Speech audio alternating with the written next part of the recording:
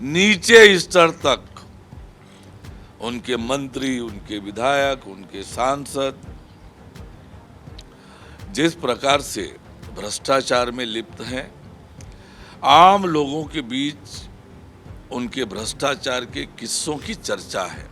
हर व्यक्ति इन योजनाओं के बारे में जानना चाहता है, उन योजनाओं को समझना चाहता है और उनके जो परिचित लोग छत्तीसगढ़ में हैं उनसे फोन करके पूछते हैं।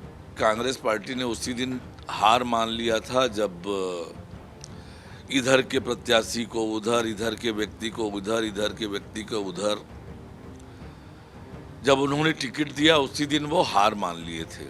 यदि कांग्रेस पार्टी इस मुगालते में है कि वो 5 सीट जीतने वाले हैं तो ये उन्हें मुबारक है, लेकिन मैं दावे के साथ कहता हूँ कि छत्तीसगढ़ में भारतीय जनता पार्टी सभी 11 लोकसभा सीट जीतेगी।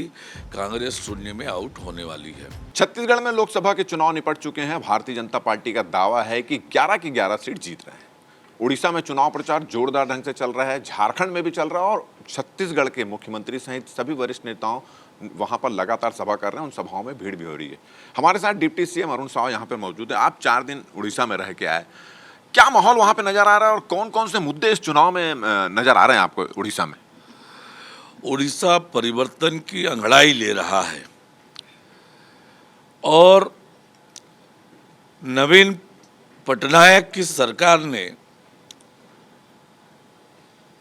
24 साल के लंबे कार्यकाल में जो उड़ीसा के हालात किए हैं, नीचे स्तर तक उनके मंत्री, उनके विधायक, उनके सांसद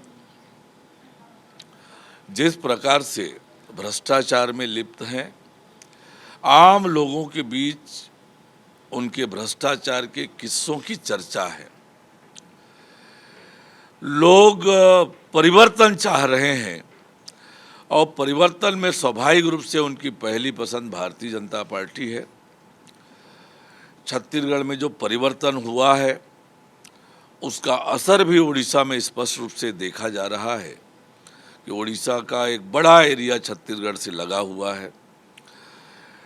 छत्तीसगढ़ में जो धान की कीमत हमने 3100 रुपये प्रति क्विंटल दी है, महतारी वंदन योजना का लाभ छत्तीसगढ़ के माताओं बहनों को दिया है। इन योजनाओं का भी असर स्पष्ट रूप से उड़ीसा में दिख रहा है।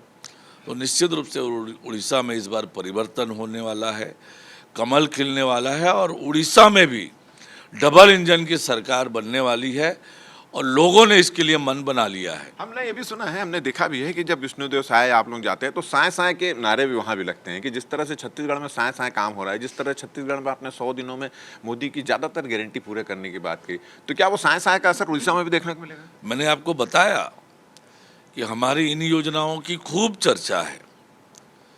3100 रुपया क्विंटल धान और महतारी वंदन योजना, इन योजनाओं की उड़ीसा में नीचे स्तर पर तक चर्चा है। मैंने अपने प्रवास के दौरान अनेक गांवों में सभाएं की, लोगों के साथ बैठा, बातचीत की। हर व्यक्ति इन योजनाओं के बारे में जानना चाहता है, उन योजनाओं को समझना चाहता है और उनके जो परिचित लोग छत्तीसगढ़ में हैं उनसे फ़ोन करके पूछते हैं। और कुछ एक इलाके तो ऐसे हैं जहां रोज़ छत्तीसगढ़ के लोगों का आना जाना है, उड़ीसा के लोगों का आना जाना है, तो उन्हें पहले से भी इन योजनाओं की जानकारी थी और भारतीय जनता पार्टी ने अपने संकल्प पत्र में उड़ीसा के लिए इन मुद्दों को रखा है। तो निश्चित रूप से छत्तीसगढ़ के जो काम है 4 महीने का, उसकी चर्चा उड़ीसा में बहुत है, उसका सकारात्मक असर उड़ीसा में हो रहा है और परिणाम में भी उसका असर आपको दिखेगा। आप लोग लगातार जब से लोकसभा चुनाव की तैयारी कर रहे हैं, आप लोग बोल रहे हैं कि 11 की 11 सीट मिल रही। वहीं कांग्रेसियों ने बोला है, उन्होंने आकलन किया, समीक्षा की, लोगों से बातचीत की। उनका कहना है कि मुख्यमंत्री भूपेश बघेल सहित 5 सीट जो है वो जीत के आ रहे हैं। देखिए, पहली बात तो ये है कि कांग्रेस पार्टी ने उसी दिन हार मान लिया था जब इधर के प्रत्याशी को उधर, इधर के व्यक्ति को उधर, इधर के व्यक्ति को उधर, जब उन्होंने टिकट दिया उसी दिन वो हार मान लिए थे। इनके पास उस स्थान पर चुनाव लड़ने लायक कोई योग्य प्रत्याशी इन्हें नहीं मिला।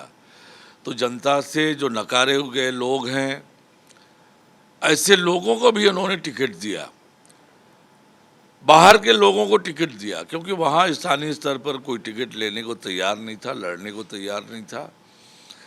तो कांग्रेस तो उसी दिन हार मान चुकी थी।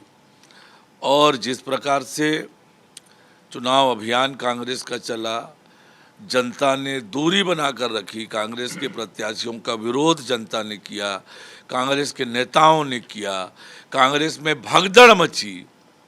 उसके बाद भी यदि कांग्रेस पार्टी इस मुगालते में है कि वो 5 सीट जीतने वाले हैं, तो ये उन्हें मुबारक है। लेकिन मैं दावे के साथ कहता हूँ कि छत्तीसगढ़ में भारतीय जनता पार्टी सभी 11 लोकसभा सीट जीतेगी, कांग्रेस शून्य में आउट होने वाली है।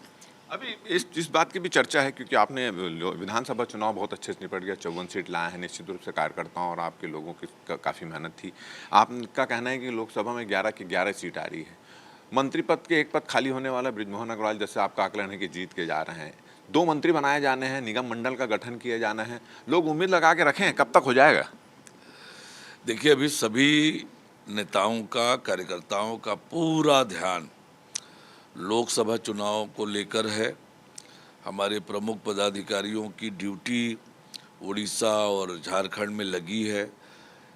अनेक पदाधिकारी उन राज्यों में जा चुके हैं, तो सारा ध्यान वहाँ है और समय आने पर इन सारी बातों का निर्णय पार्टी का जो सक्षम फोरम है वो तय करेगा। और सब कार्यकर्ता बहुत मजे से काम कर रहे हैं। मतलब जिन्होंने अपनी जिम्मेदारी बहुत बखूबी निभाई है, उसको इनाम मिलेगा? निश्चित रूप से भारतीय जनता पार्टी ही एकमात्र पार्टी है जहां पर कार्यकर्ताओं का सम्मान होता है। छोटे से छोटे कार्यकर्ता को बड़ी से बड़ी जवाबदारी मिलती है। कार्यकर्ताओं की मेहनत, उनकी योग्यता, उनकी क्षमता, उनकी निष्ठा का सम्मान भारतीय जनता पार्टी में निश्चित रूप से होता ही है। चलिए, ये थे अरुण साहू जी, और उनका कहना है कि उड़ीसा के सभा में छत्तीसगढ़ की जो योजनाएं हैं, छत्तीसगढ़ में जो कमिटमेंट पूरा हुआ है, उसकी भी चर्चा है। और शायद यही वजह है कि हर सभा में साए साए के नारे भी लग रहे हैं। और साथ ही साथ जो कांग्रेस दावा कर रही है कि इस लोकसभा चुनाव में छत्तीसगढ़ में 5 की 5 सीट लाएगी, तो उनका यह कहना है कि जिस तरह से टिकट वितरण के समय और टिकट वितरण के बाद कांग्रेस में भगदड़ मची, उससे ऐसा लगता है कि ये सब उनके जो बातें हैं वो बातें ही रह जाएगी। छत्तीसगढ़ में 11 की 11 सीटें भारतीय जनता पार्टी लेकर आएगी। हमारा ये वीडियो, हमारी ये बातचीत आपको अच्छी लगी है तो ज़्यादा से ज़्यादा इसको शेयर करें, सब्सक्राइब करें और अपना सुझाव हमको देना ना भूलें। और मुझे, मेरा कैमरामैन रमाशंकर को दे इजाज़त। नमस्कार।